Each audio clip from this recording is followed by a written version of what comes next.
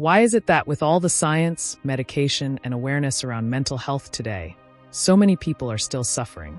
Why do anxiety, depression, burnout, and trauma feel more widespread than ever, despite all the resources we now have? Could it be that something essential is missing from how we understand suffering and healing? Carl Jung, the Swiss psychiatrist and pioneer of depth psychology, offered a perspective that's more relevant now than ever. That true healing doesn't come from symptom suppression, but from integration, becoming whole. In today's world, we are treating the mind. But Jung dared to ask, what about the soul? Welcome to the unfolding journey, a space for those who seek to understand the deeper layers of self, healing, and transformation. Here, we explore psychology, spirituality, consciousness, and the hidden patterns that shape our lives. If you've ever felt that modern approaches to healing don't go deep enough, if you're curious about the root causes of suffering and the path to wholeness, you're in the right place. Today, we're exploring how Carl Jung's vision of healing can illuminate the path through modern mental health crises.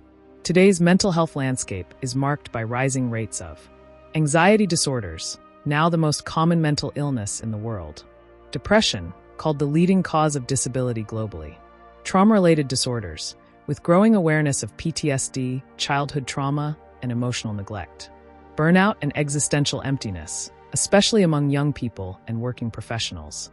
On the surface, these conditions are often seen as problems to fix, with medication, productivity hacks, or quick therapy. But Jung challenged us to go deeper.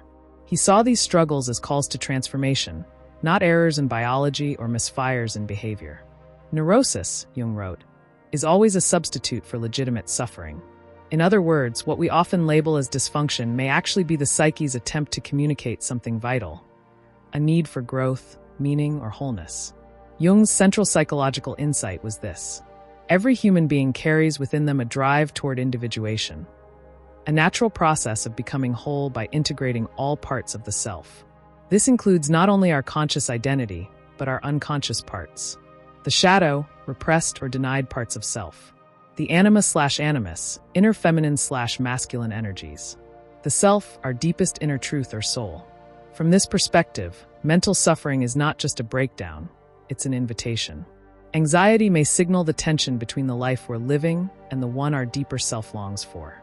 Depression may point to parts of ourselves that have been silenced, ignored, or cut off. Trauma may be the frozen memory of pain we haven't yet metabolized into meaning.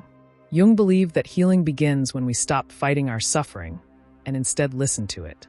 Let's explore how Jung's principles can shed light on common conditions today. 1. Anxiety as a spiritual alarm. Rather than just seeing anxiety as faulty brain wiring, Jungian psychology asks, what inner conflict is creating this tension? Maybe you're living a life that's not aligned with your values. Maybe you're suppressing anger or grief. Maybe the fear isn't irrational. It's a messenger from the unconscious, asking you to change direction. Jung taught that when we ignore the unconscious, it erupts into consciousness, often in the form of anxiety, panic, or nightmares. The goal is not to shut down these messages, but to decode them. Until you make the unconscious conscious, it will direct your life and you will call it fate. Jung often compared depression to the alchemical nigredo stage, the blackening or necessary descent into darkness before transformation. He believed depression was sometimes the soul pulling energy inward, so we can reflect, transform, and emerge renewed. Rather than asking, how do I get rid of this feeling? A Jungian question might be, what is this darkness trying to teach me? In this descent, we may encounter forgotten dreams, repressed wounds, and deeper truths about ourselves. If navigated consciously, this journey can lead to greater meaning, not just relief. Jungian psychology approaches trauma not only as a nervous system issue, but as a splitting of the self. In trauma, parts of the psyche go offline.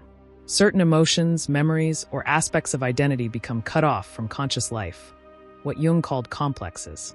Healing trauma, in this view, involves not just calming the body, but welcoming home the lost parts of the self. Through dreamwork, inner dialogue, creative expression, and symbol, we slowly reintegrate what was disowned. The trauma doesn't disappear, but it is redeemed by meaning. How can Jungian psychology actually be applied in our lives today? Here are key practices that support deep healing and wholeness. 1. Shadow work. This means identifying and integrating parts of yourself you've disowned, such as anger, vulnerability, ambition, jealousy, or even joy. Shadow work involves watching your emotional triggers, exploring your projections onto others, asking, what am I avoiding about myself?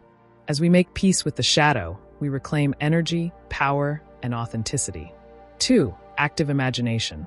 A Jungian meditative technique where you dialogue with parts of your unconscious through imagery, writing, drawing, or inner conversation. This brings awareness to your inner world and can help process emotional blocks or trauma in symbolic form. 3. Dreamwork. Jung saw dreams as direct messages from the unconscious. Dreams speak in symbols, not logic, and often reveal truths the ego resists. Journaling your dreams and reflecting on their themes can provide profound insight into what your psyche is trying to heal. 4. Therapeutic alchemy. Rather than asking, how do I fix this? Jungians ask, how do I transform through this?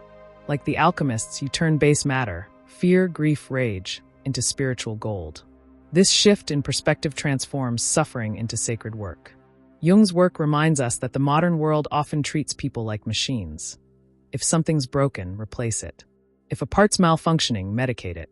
But the soul doesn't work that way. We are not meant to be fixed, we are meant to be made whole. That means accepting contradictions, embracing the unknown, and weaving together all parts of ourselves. Light and shadow, masculine and feminine, rational and intuitive, wounded and wise. True healing is not perfection. It's integration. Wholeness, Jung said, is not achieved by cutting off a portion of one's being, but by integration of the contraries. In a world of rising distress, burnout, and social disconnection, Jung's voice echoes with urgency. He offers an alternative to a one-size-fits-all approach to mental health.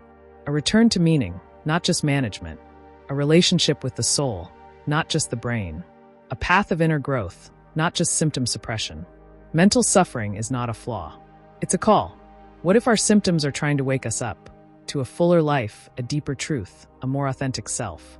Modern psychology teaches us how to function. Jungian psychology teaches us how to become whole. Healing is not about going back to who you were before the pain. It's about becoming who you were meant to be, through the pain. Jung believed that each person carries within them the seeds of transformation. Not by escaping suffering, but by facing it, honoring it, and integrating what it reveals. In this journey, healing becomes sacred. Wholeness becomes possible. If this message resonated with you, if you're on your own path through anxiety, depression, or trauma, and you're looking for deeper healing, subscribe to The Unfolding Journey. Lightbulb here we explore psychology, myth, and soul-based tools to help you grow through what you go through. Bellhop Bell, hit the bell to get notified for future episodes. Thumbs up like the video if this brought value.